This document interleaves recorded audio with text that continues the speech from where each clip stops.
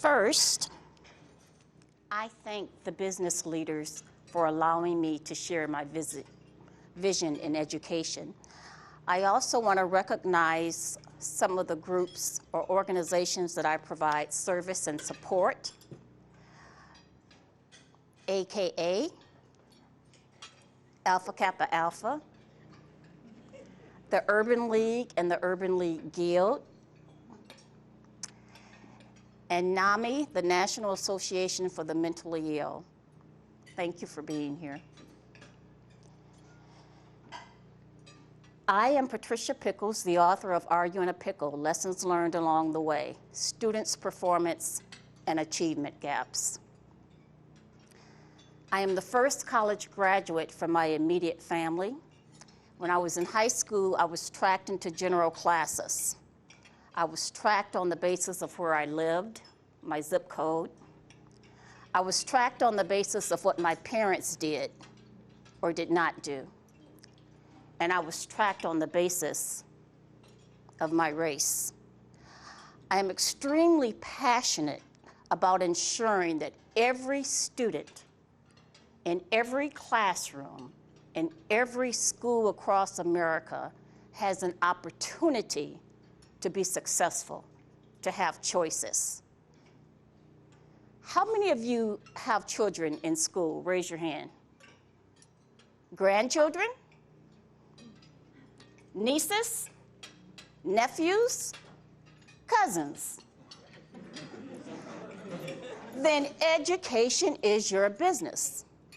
Education is your business because a substantial amount of tax dollars go to public education.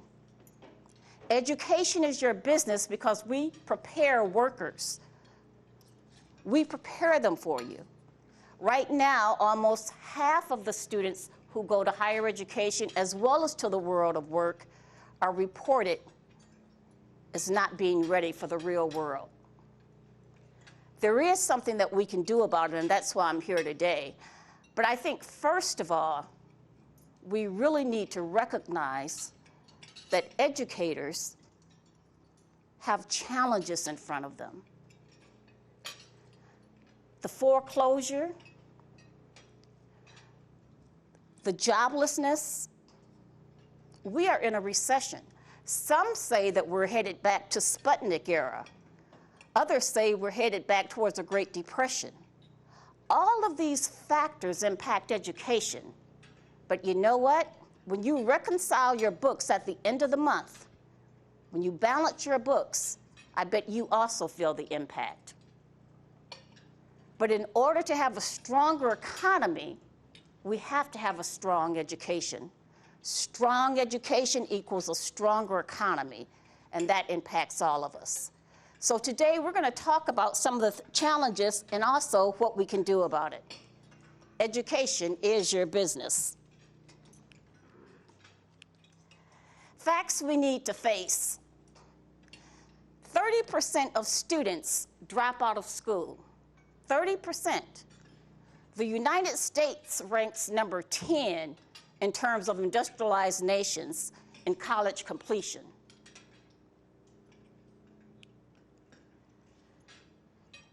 Now, with more students being poor and with higher education, as well as high school, students not being prepared, how does that impact us? And why is the dropout rate so high? Is it because we aren't really making school rigorous enough? Are we not challenging students? Or maybe we're not making it relevant to their real world experiences. Or listen to this, just maybe we're underestimating the value of relationships. Now, when you ask secondary teachers what the problem is, what do you think they'll say? Money.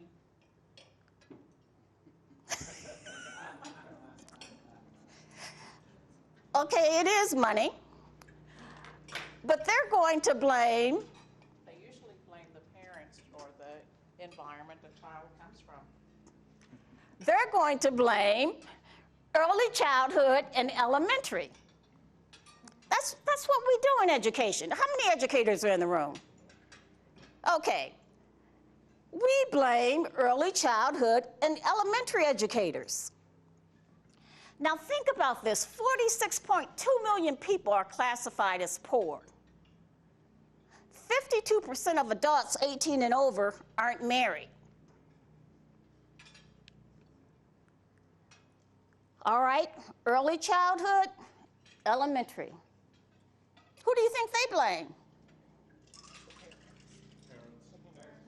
Very good, the parents. They blame the parents. Now think about it. We do know that depending on socioeconomic level, students come to us at various levels. You see the big difference between the lower socioeconomic status versus the higher? These are the experiences that students come with, or either they don't. Who do you think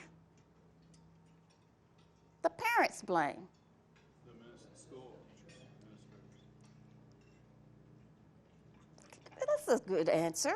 But remember I said 52% of families 18 and over are not married? It's the father's fault.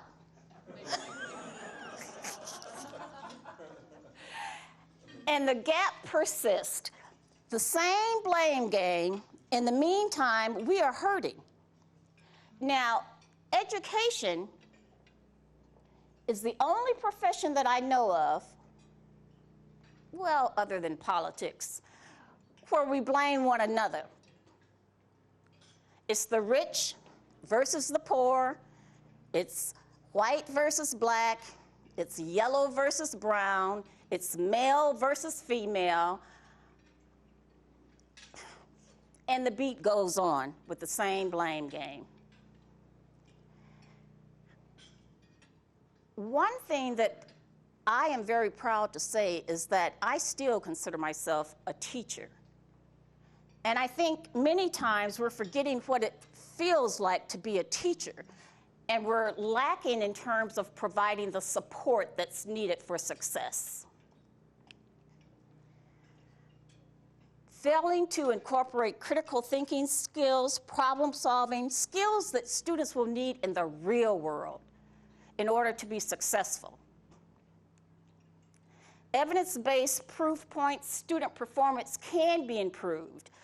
These are some of the solutions, and what I bring to the table is that I've actually been a teacher. I've actually been a principal. I've actually been a superintendent of schools. And I am proud to say that I've never been in a classroom, a school, or a district where student performance did not significantly improve. And that's what I share in my book. The answer is listed, what it takes, everything from specific skills, tactics, and techniques to partnerships that really make a difference. Before I go any further, one of the things that I noticed that we do in education, we forget to ask the students, and the students have the answer. So bear with me and let's hear from the students for a moment.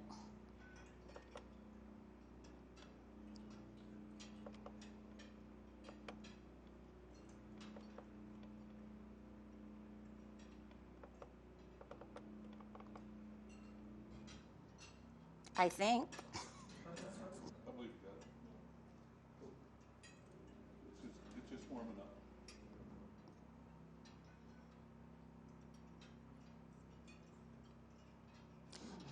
No, this is University of Texas. How do I get to my, let's see.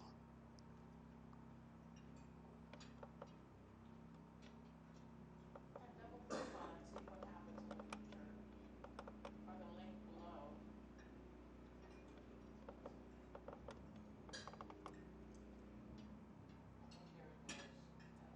below. No.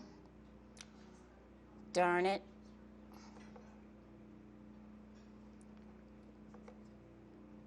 Well, it's not working here.